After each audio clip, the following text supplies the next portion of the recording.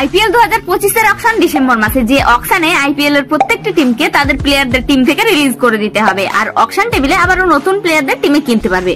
তো চলো আইপিএল 2025 এর অকশন নিয়ে যে আপডেট গুলো এসেছে সেগুলো তোমাদের জানিয়ে দিই। তো প্রথম আপডেটটি হলো সিএসকে টিমকে নিয়ে। এখন সিএসকে রবিচন্দ্র অশ্বিন এবং মোহাম্মদ শামিকে, মানে একজন রাজস্থান রয়্যালস এর প্লেয়ার আর একজন গুজরাট টাইটান্স এর প্লেয়ারকে সিএসকে টিমে নেওয়ার জন্য প্রস্তুতি নিচ্ছে।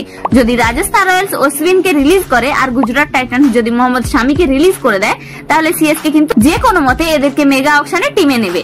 সেকেন্ড আপডেটটি হলো দিল্লি ক্যাপিটালস টিমের ক্যাপ্টেন ঋষভ পন্থকে নিয়ে। কয়েকদিন থেকে শোনা যাচ্ছিল যে ঋষভ পন্থ সিএসকে তে জয়েন করবে, কিন্তু দিল্লি ক্যাপিটালস এর সূত্র অনুযায়ী ঋষভ পন্থ দিল্লি ক্যাপিটালসেই থাকবে 2025 আইপিএল এ।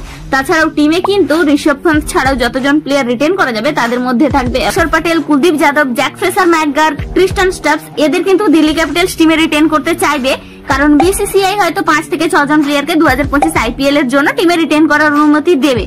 তো এই 4-5 জন প্লেয়ার দিল্লি ক্যাপিটালস এ থাকবে 2025 আইপিএল এ। তাছাড়াও যদি টিমে আনকাপ প্লেয়ার হিসেবে রিটেন করার অনুমতি দেয় বিসিসিআই, তাহলে দিল্লি ক্যাপিটালস হয়তো অভিষেক পোরেলকে টিমে রাখবে বলে শোনা যাচ্ছে। এবার থার্ড আপডেটটি হলো আইপিএল 2025 এর অকশন, যেখানে ডিসেম্বরে হওয়ার কথা ছিল সেটা কিন্তু বিসিসিআই নভেম্বরে করবে, কারণ সামনেই ফেব্রুয়ারিতে চ্যাম্পিয়ন্স ট্রফি। ডিসেম্বরে এত বড় মেগা অকশনের পর বিসিসিআই চ্যাম্পিয়ন্স ট্রফির প্রেসার নিতে পারবে না, যার কারণে বিসিসিআই কিন্তু 2024 এর নভেম্বরে আইপিএল এর মেগা অকশনটি করবে। বাকি আইপিএল 2025 এর আপডেট পেতে চ্যানেলটিকে সাবস্ক্রাইব করে দিও।